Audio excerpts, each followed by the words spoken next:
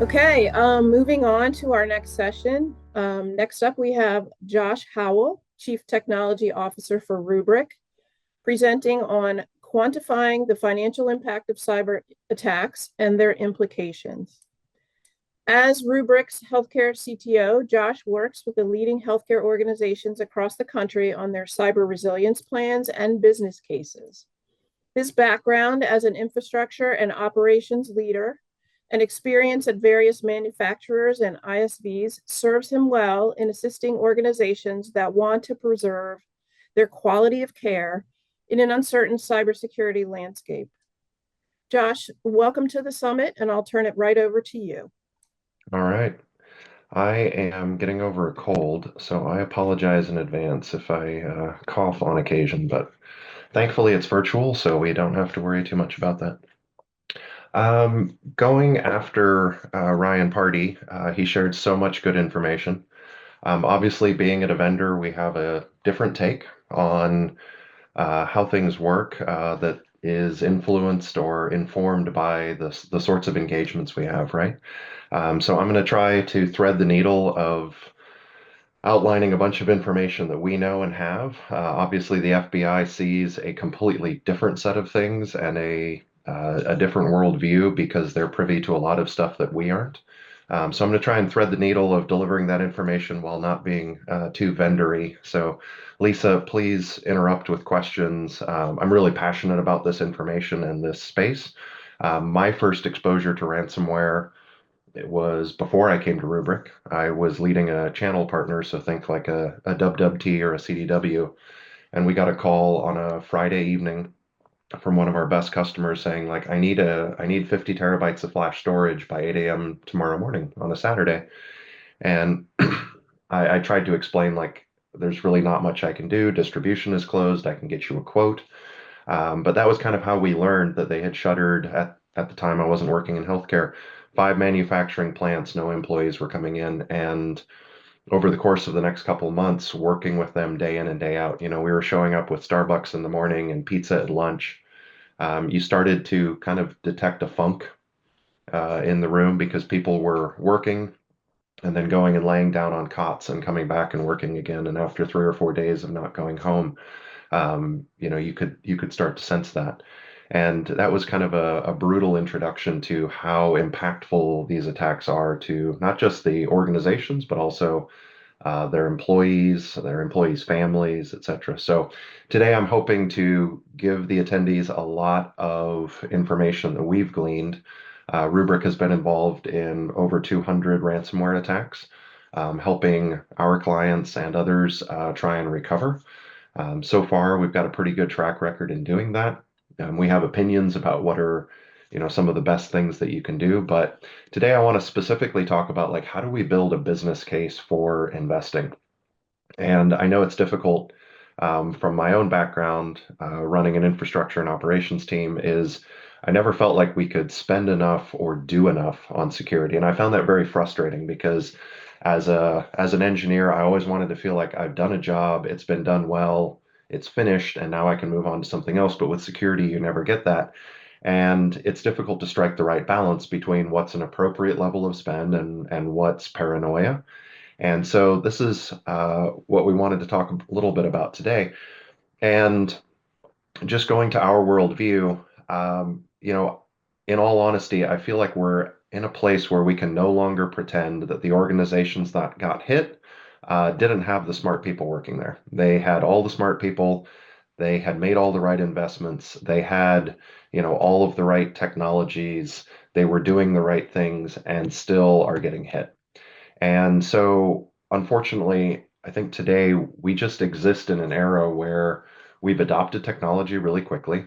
We work in a relatively young industry. If you think about the fact that we only have about 20 years, 25 years of IT in the era of being connected to the internet, and an attacker and a nation state across the globe can impact your healthcare organization. And the reality of it is, we just don't have necessarily the technology to prevent these reliably today. There are a whole lot of things that we can do that decrease the risk, and we should be doing those things. But Rubrik looks at this and says, well, if we can't stop the attacks, technologically, what could we do to decrease their frequency? And our worldview is that if we can give organizations an alternative to paying the ransom. I saw a question in the chat earlier about how do we feel about organizations who pay a ransom? Nobody can tell you that you should or shouldn't pay a ransom. That's a decision that leaders under tremendous pressure will make in the moment for the benefit and the safety of their patients and employees and, with regard to their finances. But we also have to be honest that every ransom we pay fuels and creates the conditions under which additional attacks in the future will be launched. So we look at it as if we can turn off the ransom payments, if we can give organizations an alternative to paying the ransom, if we can help them bounce back quickly enough that they don't feel that paying a ransom is in their best interests, all of these attacks are being launched because it's profitable to do so. So if we can change that effort versus profit balance, can we slow and stem the frequency of attacks? So that's Rubric's goal and hope. I saw somebody raise their hand. Lisa, if there are questions that you see that are worth talking to in the moment, just please feel free to interrupt me. I do talks like this a lot, so the best thing is if somebody has a question that is informative. I will do that. Thank you. So I want to use this notice of proposed rulemaking as a lens through which we can talk about this today because there are a whole bunch of proposed regulations that Health and Human Services is talking about that will be difficult for organizations to comply with today. I don't think it's a surprise in this day and age to see some move toward updating and strengthening regulation, especially with all the headlines that we've had. But there are things in there that are going to be challenging. So before I jump in, just level setting quickly on terms, how we use them so that we're on the same page. There is, when they first break in, Ryan talked about how phishing and spoofing was the most common criminal complaint. We see them, that is the most common source of ransomware attacks and data breaches today. I think in Southern California, there was a healthcare organization that had 23 employees give up their credentials in a single afternoon's phishing attack. It's very difficult when you think about the range of technologies and preventative measures we have. It's very difficult to differentiate between a valid employee using credentials and a bad actor using those same credentials to get in. And MFA is still pound for pound, absolutely, as Ryan said, the best thing we can do is a preventative measure. But there have been cases where that has been engineered around, and deep fakes and AI are giving us a sense of what's to come. But as they move through the environment, there is a period of time before the malware is introduced. Usually later in the process, do they introduce some malware? At some point, they will attack your backups and IT tools, and then the bomb goes off. And so we separate this into two time periods. There's the known time period. We know we have a problem, and we're responding to it. Everything's on fire. And then there's the dwell time between when the malware was introduced and when the bomb went off. So when we think about recovering or how do we respond to these sorts of events, I do a lot of tabletop exercises, and we've got a bunch of free resources that Rubrik offers to not just our customers, but anyone who's in attendance today that can help organizations prepare.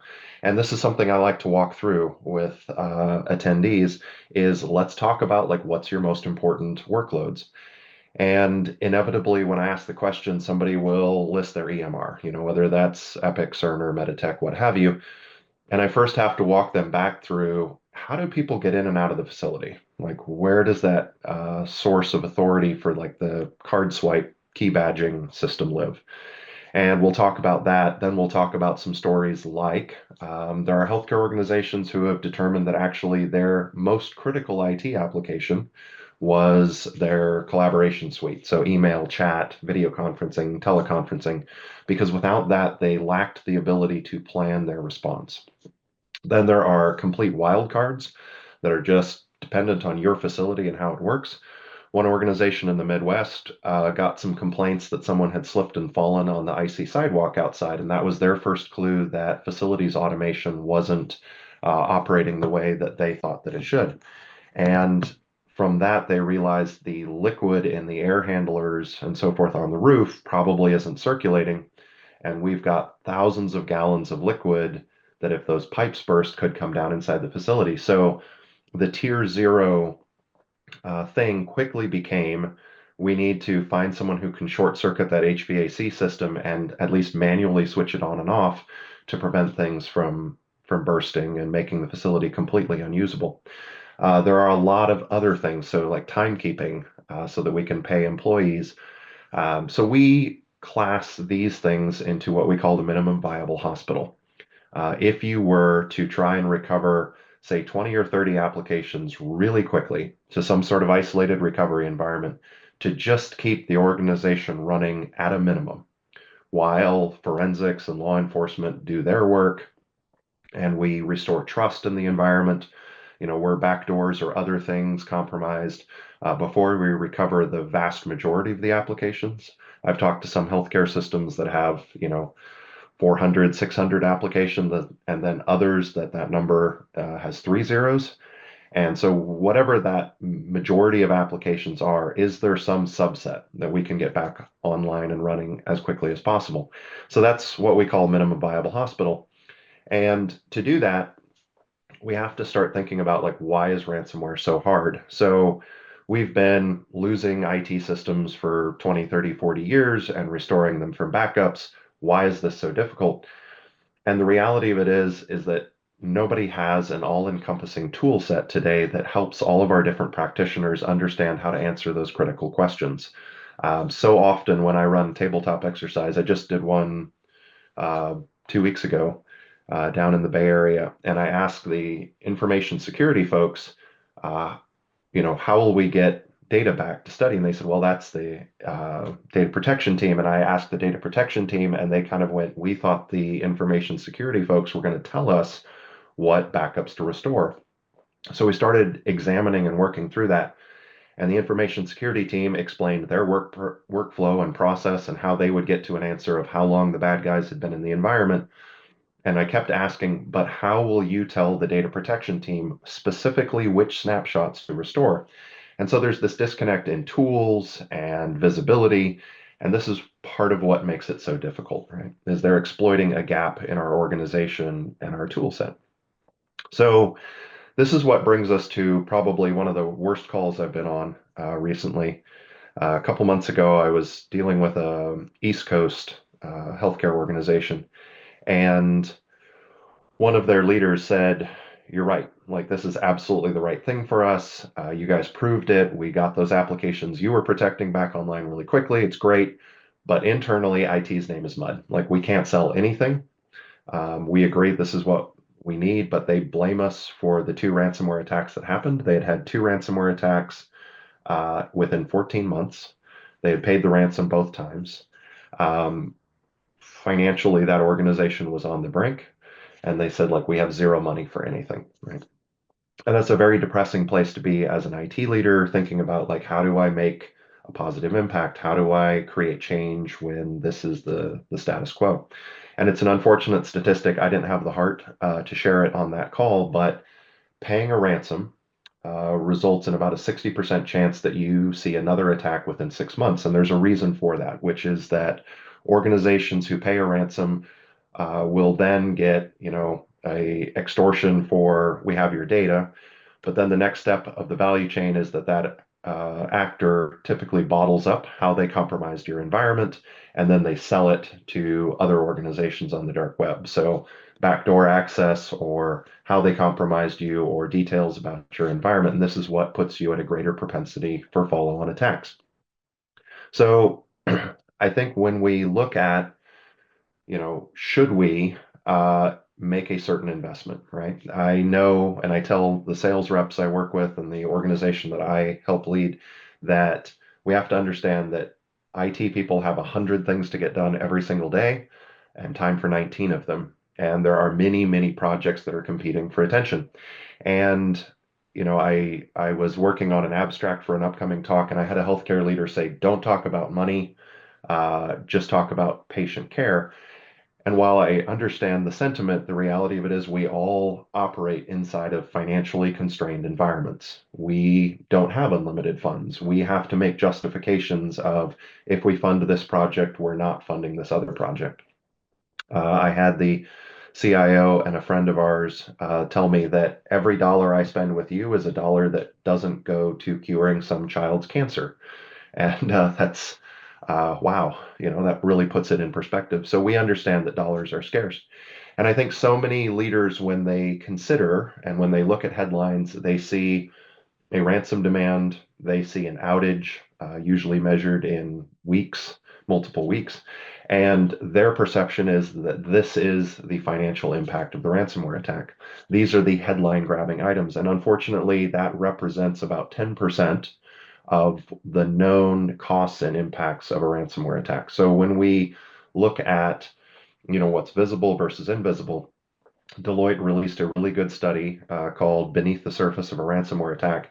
And their opinion is that a full 90% of the financial impacts of ransomware attacks and data breaches are things that they call beneath the surface, or they're not visible because they happen in that period of time after the headlines have stopped paying attention. So we can think of the first order effects, the stuff that happens during the attack. We can think of then second order effects, the things we do in response, and then third order effects, the things that happen as a result of what we did.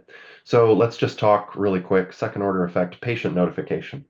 Uh, if you report to Health and Human Services and the Office of Civil Rights and you're unable to quantify it was these records and these patients, they can technically hold you responsible for all records of all patients who have ever been treated. Now, usually we find some way to scope that, but being able to quickly scope that at the outset and say it was these patients and these records really helps constrain the cost, because just the patient notification process. I was working with the chief compliance officer of a healthcare system in Arizona, and she shared with me that they've priced this a number of times and they believe that a good placeholder cost for this is about $100 per patient to research, mail, staff a call center, take incoming requests for identity theft monitoring. And so you can see how just off the bat, the inability to constrain the list of records and patients drives up costs, as well as then every person we notify is eligible for additional credit monitoring, even if their information wasn't compromised, and then is eligible for an eventual class action settlement. But going on further down, increased cost to raise capital. When we've laid out a tremendous amount of money, we had a big disruption in our ability to bill. Our cyber insurance premiums have gone up. All of these effects, when we go to raise debt or seek funding, we will pay some additional percentage points on top of that. It's difficult to quantify, but we know it's real. Overtime staffing actually is also difficult to quantify from the outside. We believe that using like COVID staffing as a ratio to what your normal overtime is a good indicator of what you may need during a ransomware attack. One of the lessons is that like moving to paper is good. It's the way we get by, but paper doesn't move itself. And so some of the organizations that have been brave enough to share have talked about how they had all hands on deck coming in just to serve as runners and moving paperwork between departments to try and keep things going. So when we talk about the financial impact of a ransomware attack and a data breach, we want to take in these full costs as justification for what are the potential impacts. Okay. So one thing I want to share with you is a note of optimism. And I think it's really difficult to get pessimistic. There's bad news every day. There's headlines about healthcare systems that are offline for 30, 45, 50 days. And those are the headlines we see because it's now become of national interest. But there is something in human nature that when we set a really aggressive goal, people think, well, if they did it, maybe I can do it, right? And Roger Bannister here ran the 4-minute mile, a record that had stood for 68 years. In the next month, another person did it. In the subsequent year, I think 10 people did it, including 3 in a single race. And what I want to share with you is that there are healthcare organizations who are making rapid recoveries from ransomware attacks today. I know this slide is a little bit of an eye chart. I apologize. but I don't know how else to better show the information. And what I'm trying to communicate here is there are best practices that help organizations recover really quickly. And these are the sorts of things that organizations, if they're investing in those, can hope to make a much quicker recovery. So things like proactive and automated sensitive data discovery. There are organizations who are surprised to find one organization in Utah, 3 million PHI records in a user's home folder. They had been using that export to Excel button that every application has.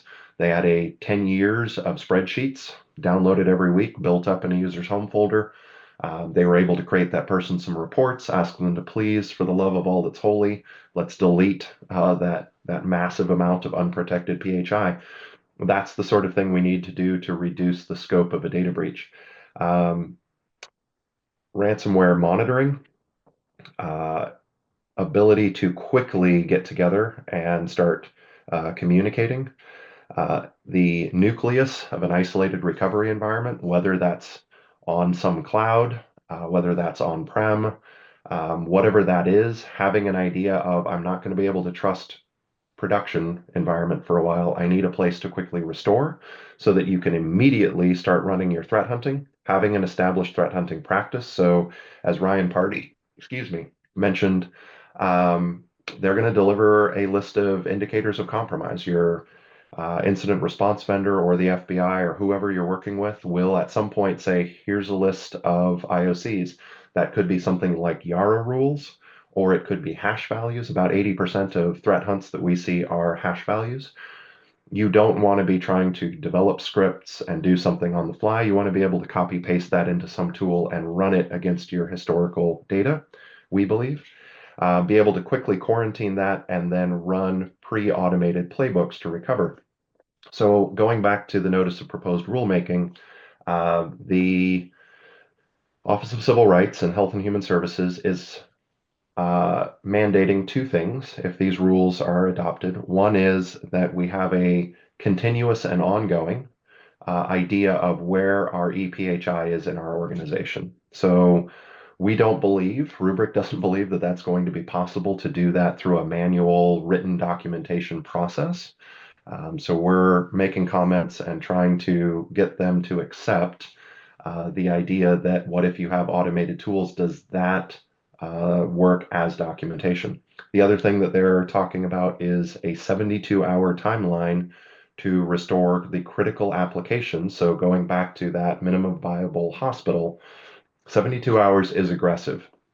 However, we do see healthcare organizations who are recovering those critical applications in 24 hours, 48 hours, and they don't see any headlines. So we have this kind of ironic situation where the lack of headlines is in some way a testament to their success, but it also keeps us from recognizing that these speedy recoveries, if we do these things well, if we've looked at these matters, are possible, right? So toward that end, we offer a couple tabletop exercises. They're not tabletops like you would think of them if you do tabletops all the time.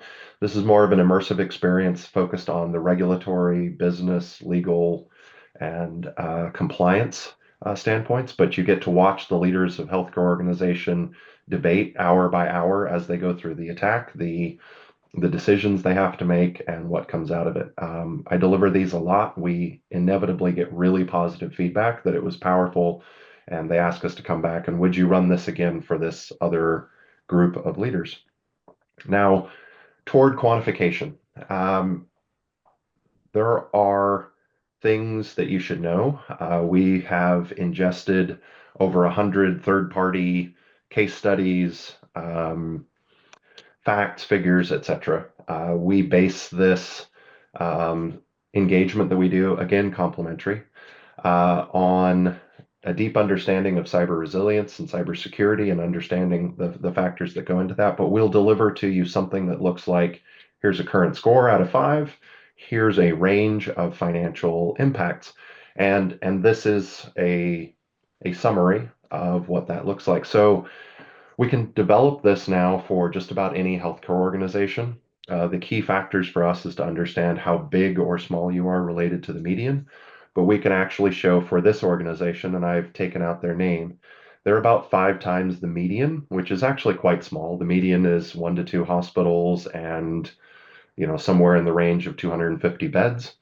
Um, so we can look at and quantify, if the median outage was about 19 days, if your organization had a 20 to 40% revenue loss over a period of 19 days and experienced a data breach commensurate with the size of your organization, there are things we can quantify. So we have attempted to quantify everything that we can from the outside, just based on the size of your organization, because we have a really rich data set, right, of breaches, of ransomware attacks, etc. And our numbers tend to be pretty accurate. There are things that we can't quantify.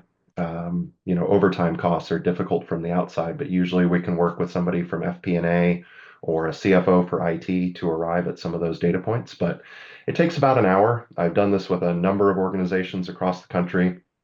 Just ask a series of questions, whether you want to be optimistic, realistic, pessimistic with the scenarios.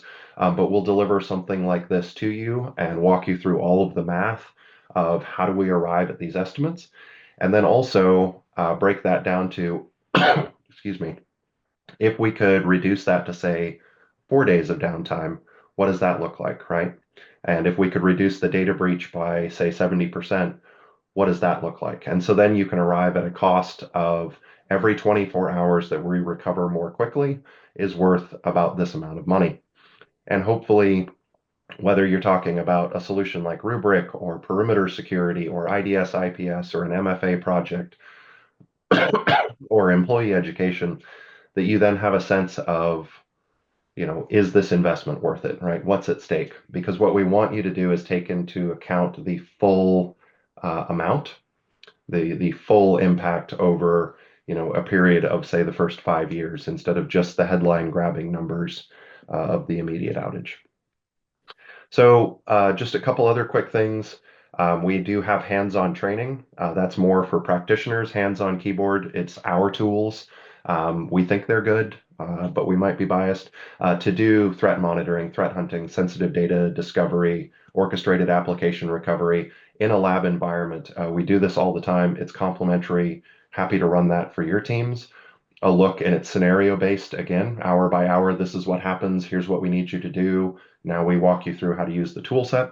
Also a cyber insurance review. I have a peer who works closely with some cybersecurity underwriters, and we can kind of share with you, here are the questions that are going to be asked when they set cyber insurance premiums. And then after an attack, here is kind of what you can expect. So again, complimentary offerings, please feel free to reach out. So courses of action, what we're asking people to do is to please engage with your boards. So many people that we talk to have their boards asking them, how do we have this not happen here?